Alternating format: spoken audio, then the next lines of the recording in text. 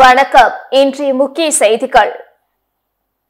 புதுச்சேரி நெல்லித்தோப்பு தொகுதி சட்டமன்ற உறுப்பினர் திரு ரிச்சர்ட் ஜான்குமார் அவர்களின் பிறந்தநாள் விழா அவரது ஆதரவாளர்களால் சிறப்பாக கொண்டாடப்பட்டது.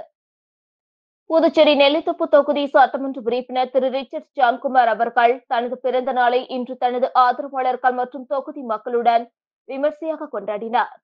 சட்டமன்ற உறுப்பினர் திரு ரிச்சர்ட் ஜான்குமார் அவர்களின் பிறந்த நாளை முன்னிட்டு அவரது ஆதரவாளர்கள் புதுச்சேரியில் பல்வேறு இடங்களில் அறுசுவை உணவு மற்றும் பிரியாணி வழங்கினர். நெல்லித்தோப்பு தொகுதி பாஜக தலைவர் விஜயராஜ் ஏற்பாட்டில் நடைபெற்ற அறுசுவை உணவு வழங்கும் நிகழ்ச்சியில் திரளான பொதுமக்கள் கலந்து கொண்டு தரமான பிரியாணியை சுவைத்து மகிழ்ந்து சட்டமன்ற உறுப்பினர் திரு ரிச்சர்ட் ஜான்குமார் அவர்களுக்கு தங்களது மனமார்ந்த பிறந்தநாள் வாழ்த்துக்களை தெரிவித்து சென்றது அனைத்து தொண்டர்களையும் பரவசப்படுத்தியது. மேலும் பிறந்தநாள் விழாவை முன்னிட்டு சமபந்தி அறுசுவை உணவு வழங்கப்பட்டது குறிப்பிடத்தக்கது. நிகழ்ச்சியில் சட்டமன்ற உறுப்பினரின் நேரடி உதவியாளர்கள் திரு ஹிதயாத், ரமேஷ் மற்றும் நெல்லித்தோப்பு தொகுதிக்குட்பட்ட ஒத்தப்பாடி வீதி, மேரி பின்புறம், பெரியார் நகர் பகுதி முழுவதும், கஸ்தூரிபாய் நகர், அருள்படையாச்சி வீதி, சவரிப்படையாச்சி வீதி, காரமணி குப்பம், தோட்டக்கால் வீதி, ஜேவிஎஸ் நகர், சக்தி நகர், வெண்ணிலா நகர், பிள்ளை தோட்டம், சுந்தரமேஸ்திரி வீதி, அய்யனார் கோவில் வீதி, லெனின் வீதி மற்றும் டிஆர் நகர் பொறுப்பாளர்கள் திரளாக கலந்து கொண்டு விழாவை சிறப்பாக நடைபெற வழிவகை செய்தனர். தொழிலதிபரும் நெல்லித்தோப்பு தொகுதி சட்டமன்ற உறுப்பினருமான திரு ரிச்சர்ட் ஜான்குமார் அவர்களின் பிறந்த நாளை முன்னிட்டு நெல்லித்தோப்பு தொகுதியை விழாக்கோலம் பூண்டிருந்தது.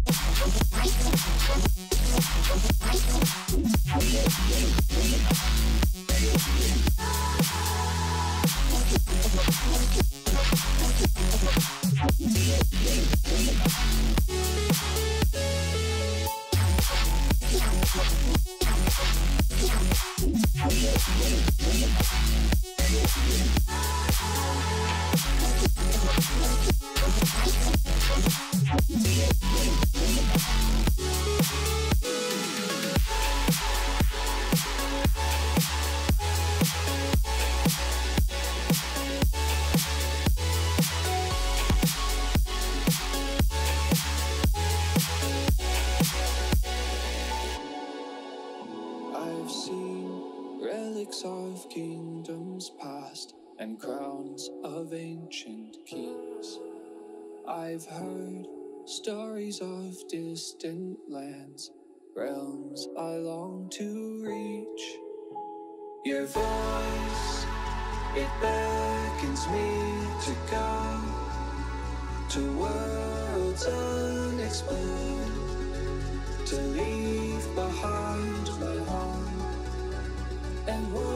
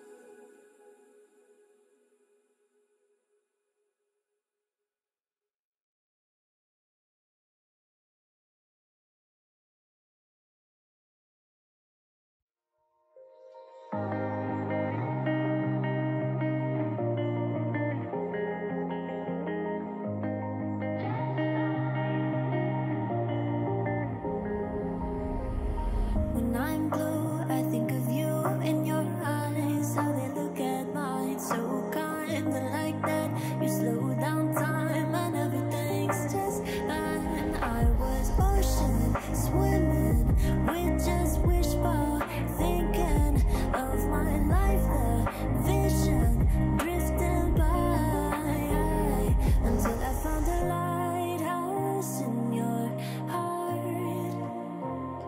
shining like a beacon of bright stars. How did life go wandering far, until I found a lighthouse in your heart, guiding me out the dark.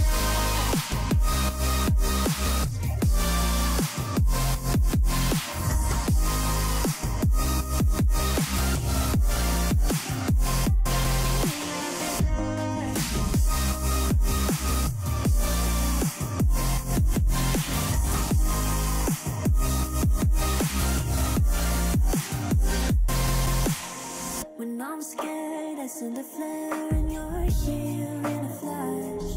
When I ask, oh dear love, where did we come from? You say that like the sun, I had the will and mission, but the wrong position. I was open, praying for a sign, until I found a lighthouse in your heart, shining like a beacon of bright stars. How did life go wandering far, until I found a lighthouse in your heart, guiding me out the dark.